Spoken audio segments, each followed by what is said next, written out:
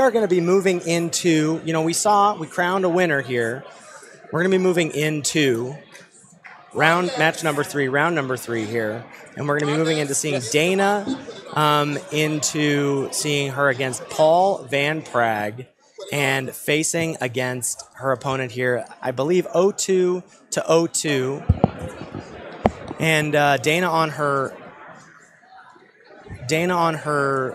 green-black deck, Paul on a spicy little teamer build. We'll see exactly what, I teased some of these cards before, see exactly what he's on in terms of the cards. But a Krenko, a Chatterfang, a Flame of Anor, Risen Reef, all cards popping out to me from his list as Dana leads off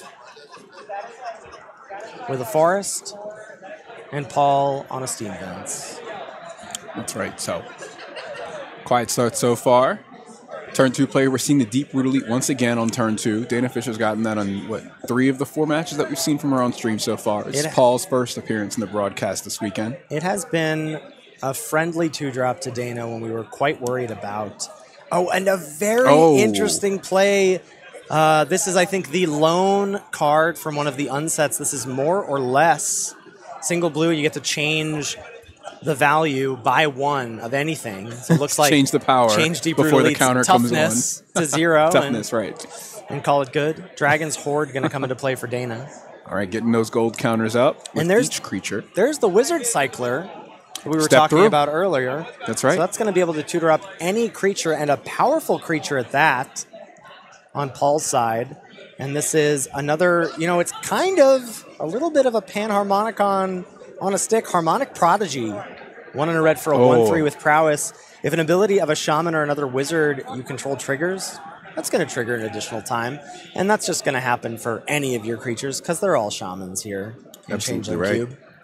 We got prowess on this creature as well. We're looking at a blue deck that's running counter spells, tutor, so maybe the prowess will come into play here. But again, the most important line of text is doubling those triggers. We could see it come down here on turn 2.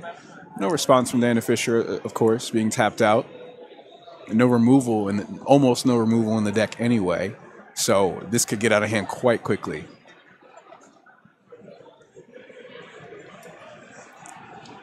So Paul, first,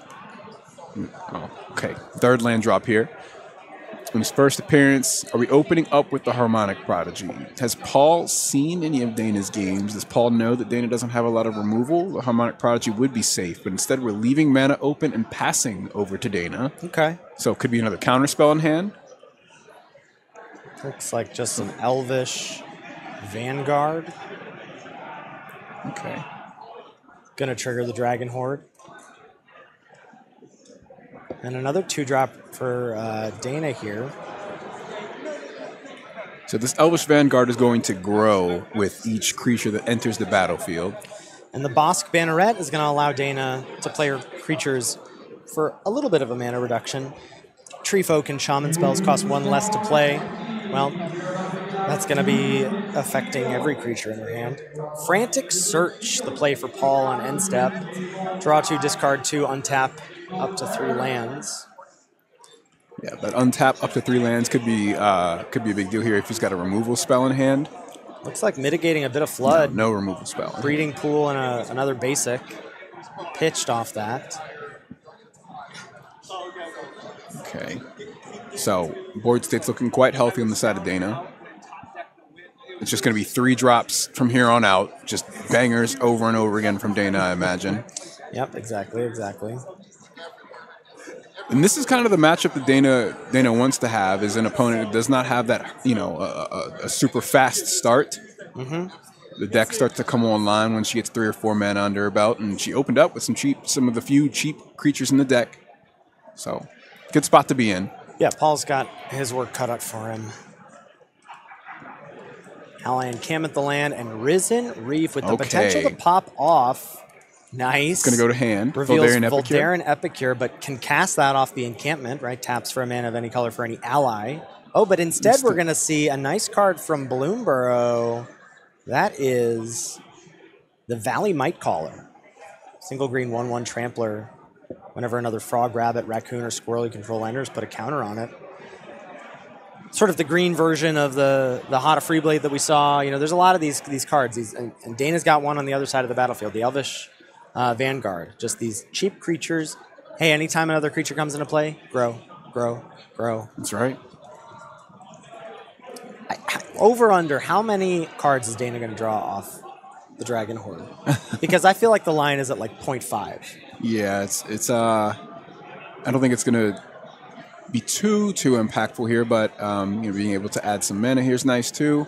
Falconwrath Torturer hits the board, 3 mana, 2/1, sack a creature, make it flying until end of turn. I don't think Dana's going to be sacking many creatures here, but she will be adding a counter to the Vanguard. And this Dragon Horde pulling some weight as it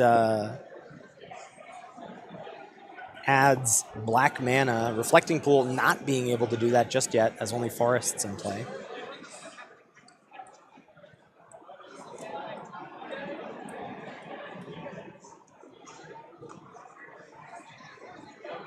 So,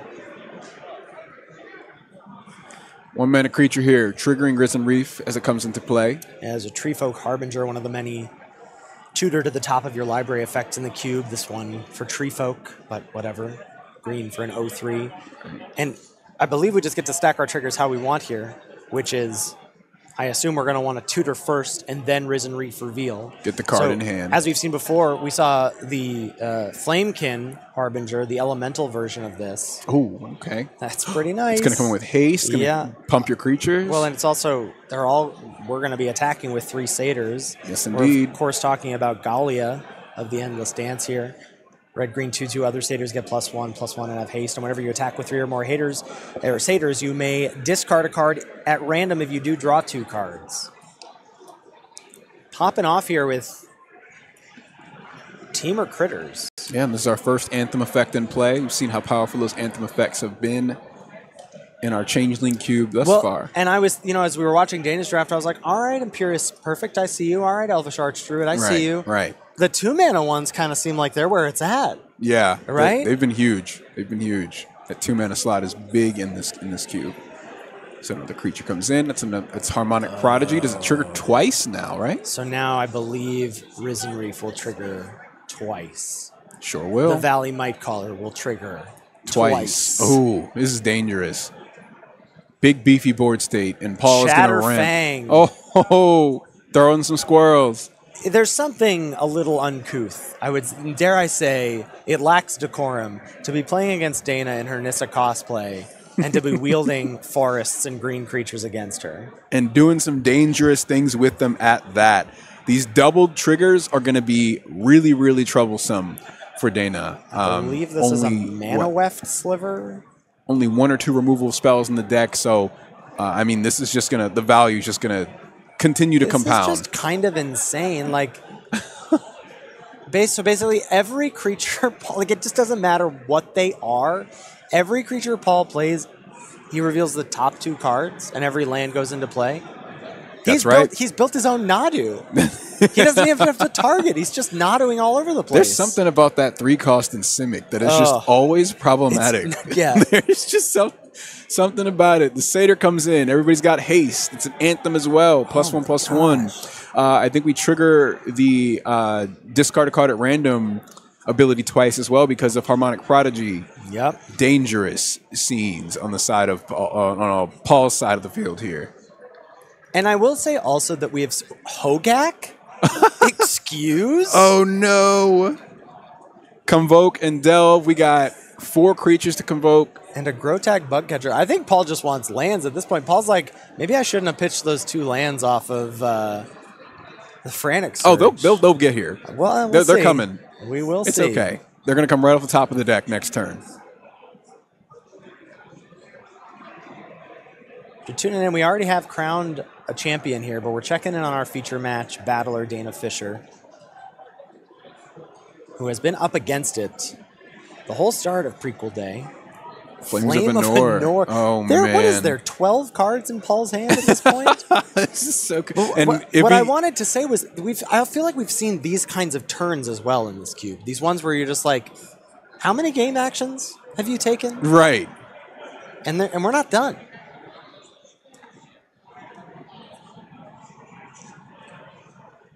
The Mana Weft Sliver able to tap. Here comes Voldaren Epicure.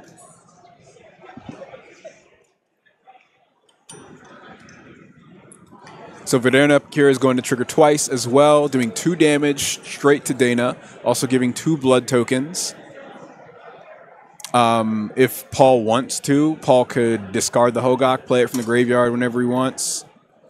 Comes in as an 8/8 Trampler. A cute little 1-drop here in Promised Kanushi, single green 1/1. When it dies, it is Soul Shift 7.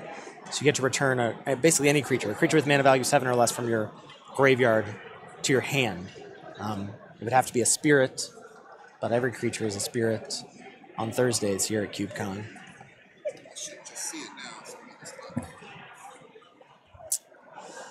So Dan is a champ. I would have scooped and gone to the bathroom minutes ago.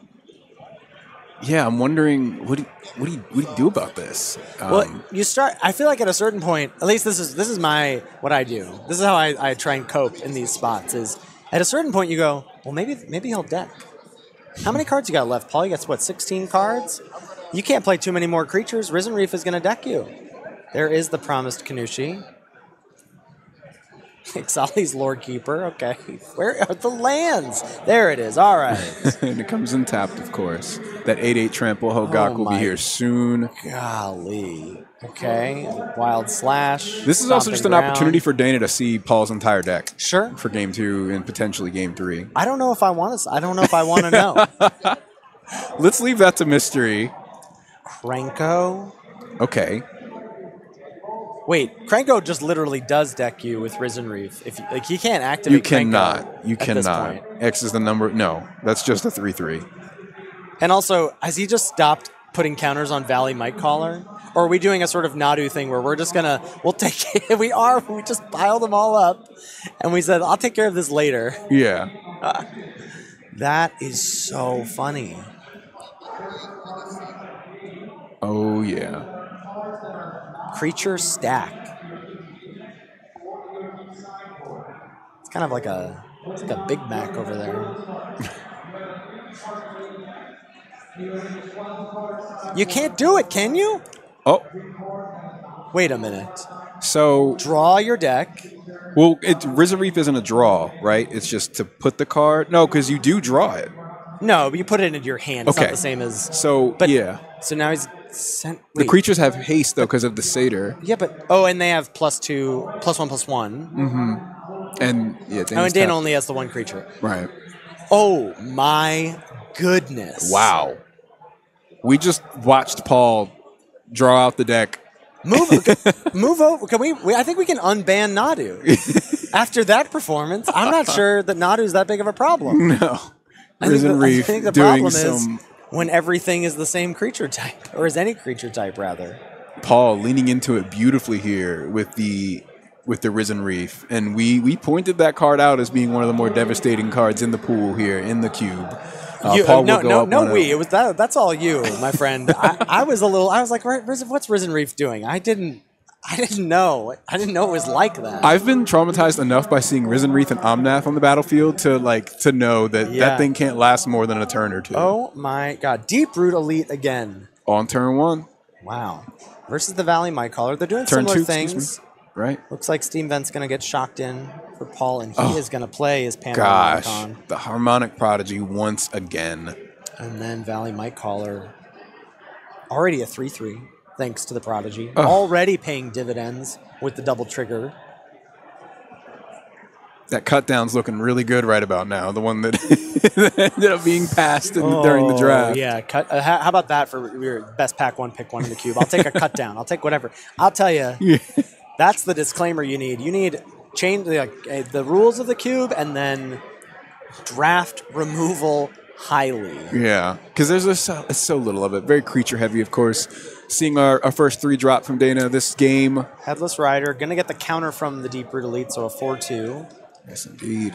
Hoping, I think, is Dana to tussle with the Mightcaller, but any creature coming in and all of a sudden the Mightcaller's a 5/5. Right. Perhaps Dana's plan is to chump with the Deep Root Elite Get a zombie. Get a zombie and move on, hopefully untap and find something. Midnight Hunt, one of her few choice removal spells, has been extremely shy all 3 matches. That's right. So we're tapping 2 green here to drop in. It's a mana weft sliver, so all the creatures that Paul has can tap for a mana of any color. He built a Nadu engine. I can't get over it. And here it is again. There's Galia. So Galia giving everybody that Haste. Anthem, +1/+1, as well as Haste, the attack trigger to allow you to draw some cards, discard a card at random.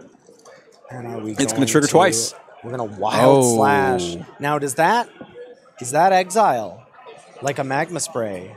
I don't believe so. No, there is no, but it does have Ferocious, so the damage can't be prevented, and that's really it. That's okay. Dealing 2 damage to any target. So we're good. So Dana will get a zombie, and that will get a counter thanks to the Deep-Root Elite. And, and here's a 7/7 turning sideways. I'm sorry, an 8/8 thanks to it being a Satyr. There's an 8/8 swinging on turn 3, and that might be what Tim was talking about with this cube being fast. Yeah. When you start doubling triggers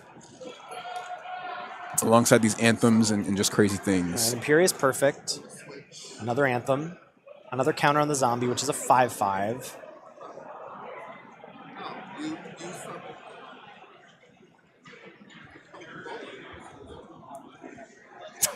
No. It's there. The Reef. This is it. This is the combo. We have Mana Weft Sliver, so we have Galia, everything has haste. We have Mana Weft Sliver, everything is a mana dork. We have Panharmonicon, so every trigger is doubled, and we have Risen Reef. So we do it again. Yeah, there's nothing in Dana's deck that can even beat an 8/8 at this point. Is this turn 4? This is indeed turn 4.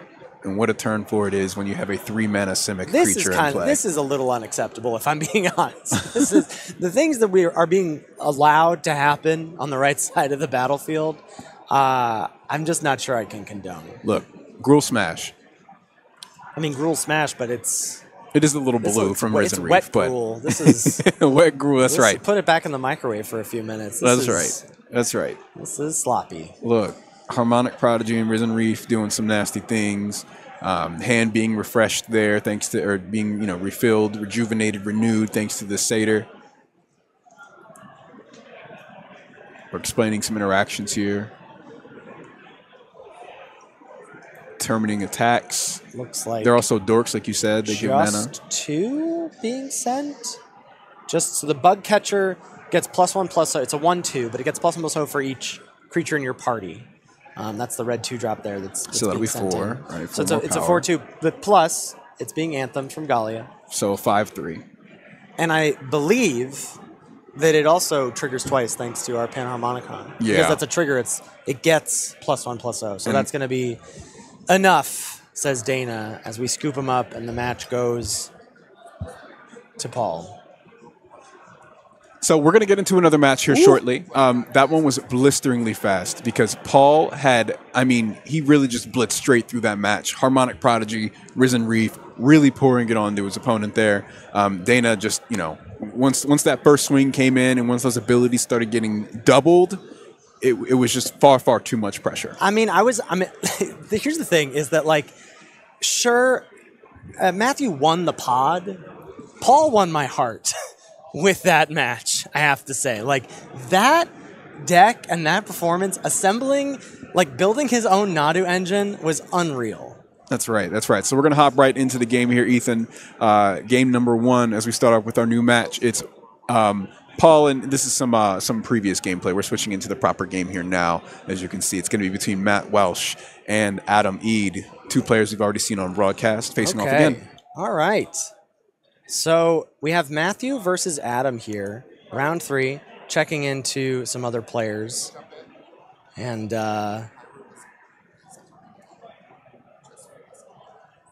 players look like they may be resolving some mulligans here. As a reminder for folks, I believe Matthew is our Rakdos player. And I believe Adam is on Orzhov. I can't quite remember. These folks, all the games or the decks are sort of slight permutations of one another. So we'll see. We won't be seeing our Is It player one more, but as our players are deciding, yeah, Adam playing the animation module. So Adam on Orzhov. And Matthew coming in with a Watery Grave, shocked in. We'll see what that's about in just a little bit. And in Changeling Cube fashion, you won't have seen it, but my co-commentator has transformed as well into another type. Rondez is no more. Hayu Yu. Welcome. I am the Changeling. I have been changed. She, there we go. I'm also even audible now. Hello, I am the Changeling. That's right. This has been a nice 13th hour twist to us, a real M. Night Shyamalan move. Oh, I see. So what have we got going on here? So here we got Athalia's Lieutenant getting got by, it looks like, what, Spell Snare, and then a Corlessa hitting the board. I don't believe we've seen Matthew Welsh's deck on stream, but we have seen Adam, who's got a nice Orzhov build. And here we've got, I mean, all creatures are all types here, Hayu. Are you ready for the nonsense? I was looking at this cube earlier on in the day before we kind of came on, and I just thought, this looks like a lot of fun. Has it been fun? It's fast. I talked to Tim, the creator, earlier today, and I was eyeing a 6-drop, and he was like, maybe you'll have time for that. I was like, whoa, it's that fast? He's like, maybe you reanimate it. I was like, whoa, okay. All right, I see what's going on. So Corlessa on the left side of the battlefield, that's going to let Matthew play basically any creature off the top of his library, because you can play dragons. Right. From the top. And is it all? Oh, of course. And every creature's a dragon. Everything's a dragon, right. Okay. Yes. I see what's happening here. Yep. I understand. Yeah. Wow, look at all these dragons on the battlefield. Exactly. Yeah, they can be whatever you want. So Elvish Warcaller, followed up by a Land War Elves, that's going to trigger. You're going to get another 1/1 for dragons.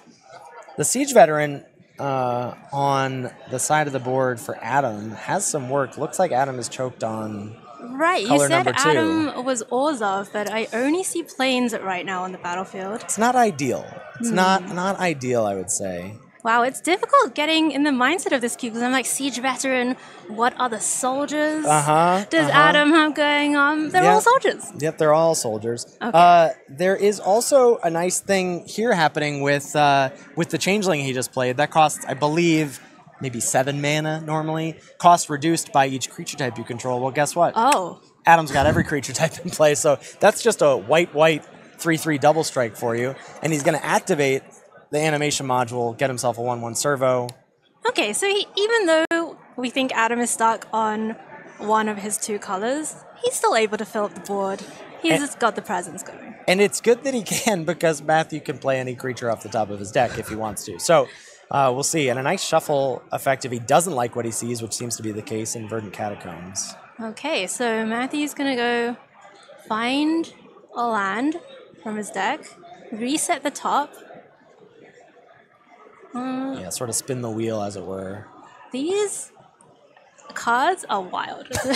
I'm just getting in the mindset of this, and it's crazy. Yeah, I love it. This is what CubeCon's about. We just saw someone draw their whole deck with a Risen Reef and a card that doubled the triggers. So just every creature was coming in and, reveal 2. And there's a lot of these, as we see the Elvish War Leader on the left side of the board. A lot of these cards, like Worthy Knight, can make tokens on cast, and so you're getting additional triggers. And so you can see why the games, they don't often go past. The turns are long, they're complicated, but there's not often more than about 6 of them. Well, it looks like both players are kind of slowed down a bit in terms of the attacking. Just trying to build up the advantage. Matthew's down at 13, so there must have been some early aggression from Adam, I see. Yeah, well, this double striker that he's got in the middle of his board is gonna, that's got attacks. No shortage of chump blockers for Matthew at the moment. Getting a counter put on it. Yep. And I guess that's the second servo being made. Yeah, so that's animation module. Yeah, so we've got this synergy here between the Siege Veteran that lets you put a counter. It's like Luminarch Aspirant, but it costs 3, so you're getting the counter on there. That's triggering the module. Pay 1, get your servo. Gotcha. Okay. Nice little And- engine going on for Adam. For sure. And we're going for that's a 5-5 double strike turning sideways. Well, That's not gonna. I imagine that's not connecting. yeah, I think Matthew would not like to go down to 3 at this stage. He's reading Siege Veteran. Perhaps there's some removal in hand for Matthew. Yeah. Do we know what the players are working with? I see a Spell Stutter Sprite in his hand, which is obviously extremely nice when every creature you have is a fairy. Oh my goodness. So you just get to counter something equal to the number of creatures you control. But that's not going to handle the immediate problem on the board for him. Matthew's letting it through. Hello. I would be scared. If I were in Adam's seat, my opponent says, take it with a full board and chump blockers available, that would scare me. Oh, Spell Stutter Sprite. Okay, so Sprite triggers the Warcaller, counter the Metallic Mimic. Yeah, that's not hitting the board. Does Does Matthew have like a lethal swing? What is the Warcaller doing?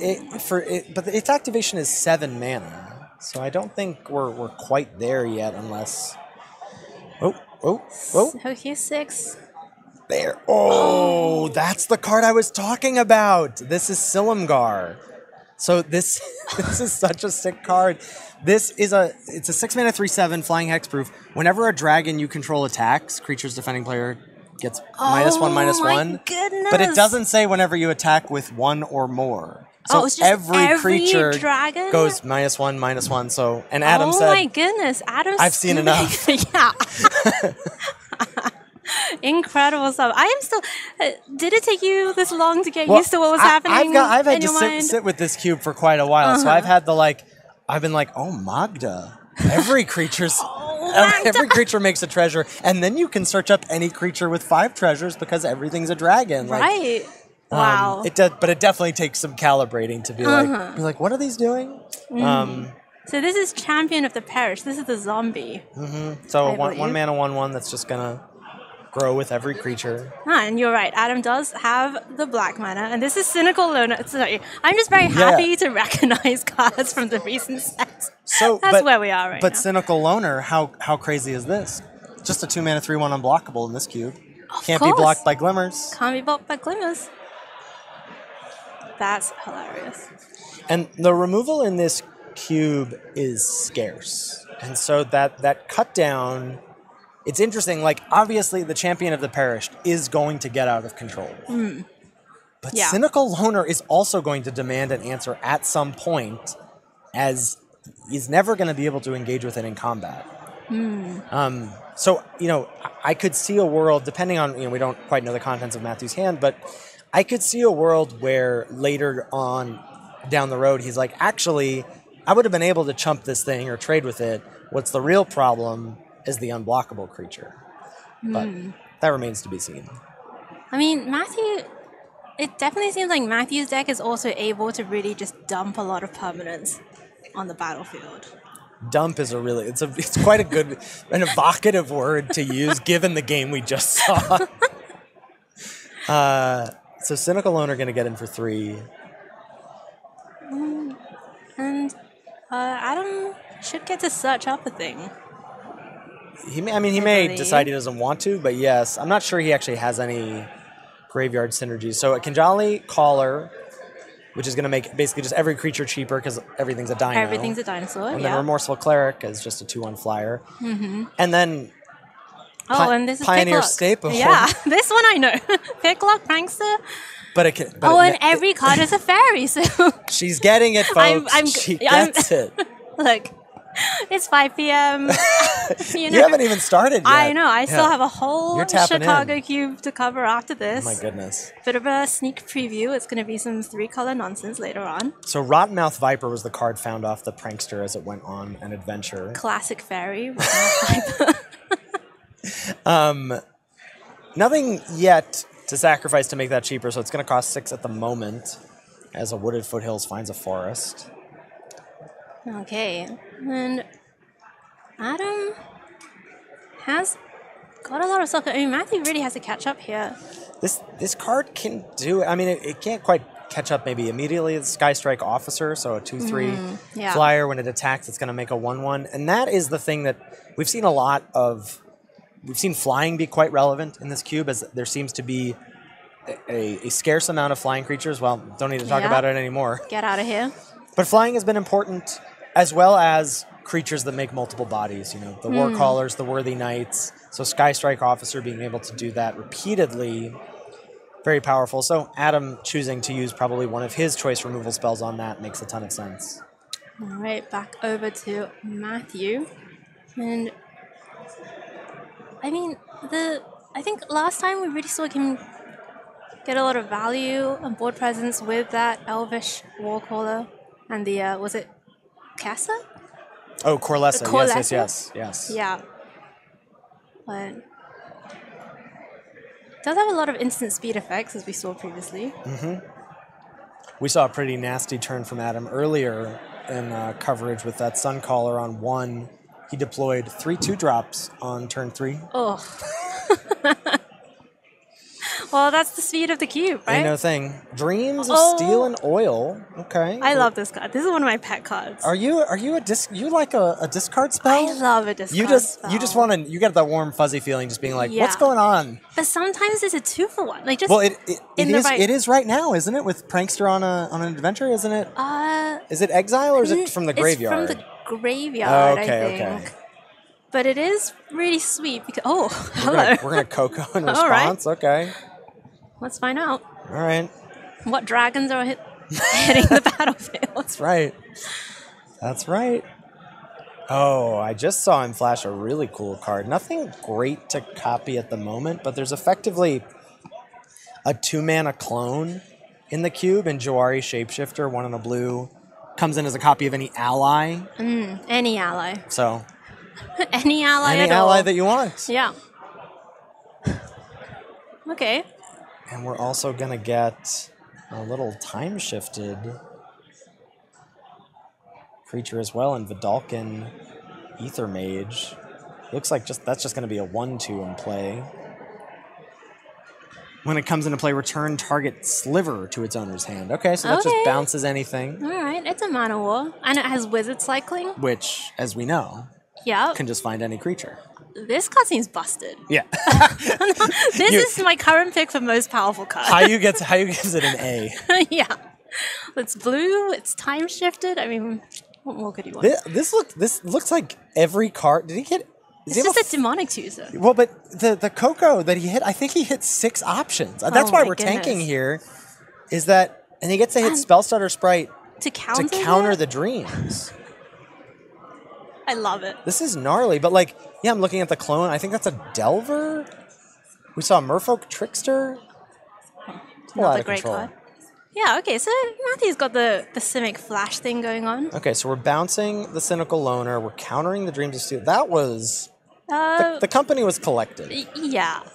The company was Cryptic Commanded. Wait, that was better than Cryptic Command. That was like all the modes. Yeah. That was bounce, counter, make two things. Make 2 things. It's like Sublime Epiphany levels. That's pretty gnarly. Okay, I'm gonna trade. Spellstarter Sprite trades with the Cleric. Here's a Metallic Mimic. I feel like that hand shift was... I'll name whatever creature type you want. Yeah. That's what I'll name. Has there been a lot of joking around about the creature types? I feel like I'm just coming in being like, this is a dragon. But. We actually, about being like, of course this small thing is a big thing. That's not really my... That's not really my wheelhouse. Levity, not. Yeah, we've been quite serious. Very serious. Okay, it's very serious. I don't know how you planning to run things, but we wanted to start things off as somber as possible. Oh yes, excellent. Nothing says a Magic tournament for fun for 4 days like a dirge. Sobriety. Yeah, sobriety certainly. Okay, Rodmouth Viper coming in, 1 counter. Do you want to take 4? Do you want to sack something? Looks like we're taking 4. No, pretty reasonable. Still very ahead. Matthew, hanging on there. Any removal would be a huge problem. No.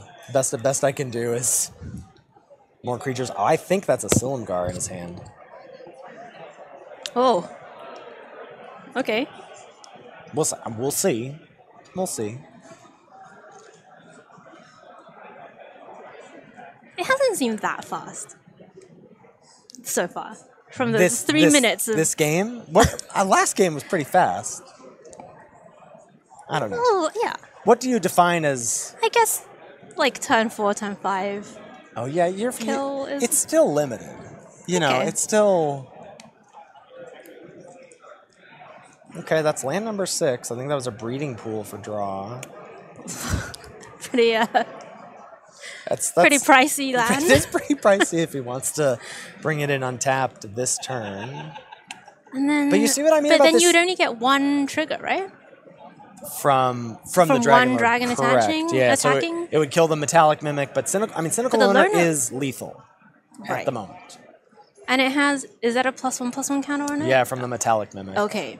All right. So that's not dying to Silumgar. Matthew's getting in. Yeah, 2 Punisher triggers from the Rotten Mouth Viper plus a healthy swing from the Viper. Yeah, but Matthew's at 4. I know. I mean, he has other cards. He had plenty of them. Surely there must He be has something. plenty. Plenty has been announced. Okay, so it looks like Adam chose to just take 8. Oh, I see Fatal Push. See, Fatal Push. Hmm. Okay. That is a nice answer to the loner. Yeah. Yeah, we're just Upkeep. doing it. Fatal Push. Okay. Look, you gotta... If you're in the feature match area, Get a style on him. you gotta sometimes make people aware that you're... Just you like, know, look, I know. Yeah.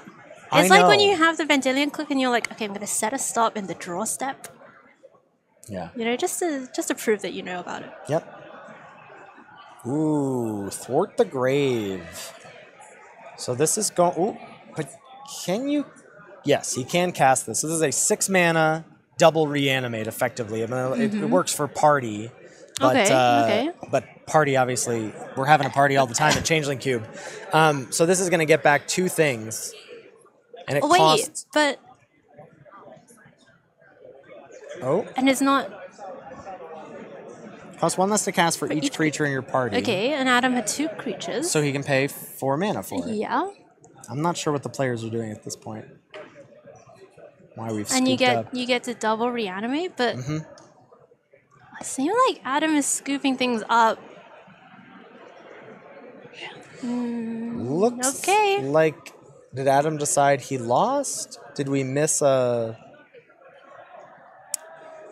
This will be a mystery for the okay. ages. Okay, right. I mean, I think... The game has changed from a game that we were tracking to one that we were no longer tracking. So I guess that means that Matthew got it? I guess so.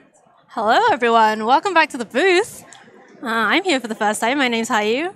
This is Hayu. I'm Ethan. You've been stuck with me for hours. Hours. Yeah. I know all about Changeling Cube. Creature types, I can name them. Yeah, for sure. Do you have a favorite creature type? Do I have... Oh, that's a good one. I like fairies. Fairies I have is to a good say, answer. I do like fairies a lot. I also like some of the really weird Simic creations. You know, like the Simic, they've gone too far. I don't know, they What are can the be weird stopped, but Simic nobody has creations? tried. What have they done? Well, like the jellyfish Hydra Beast. Oh, sure. That's Actually, a classic. shark to crab. Shark to crab. Yeah. You get it. I like those weird ones. I do get it. Yeah, Okay. how about you? For sure. It's a great question. I asked the question. I have no answer. Sailor of Means is one of my favorite cards, so maybe we'll say pirates. Okay, you know what? I respect that. All right, so I think that is going to take us to a break.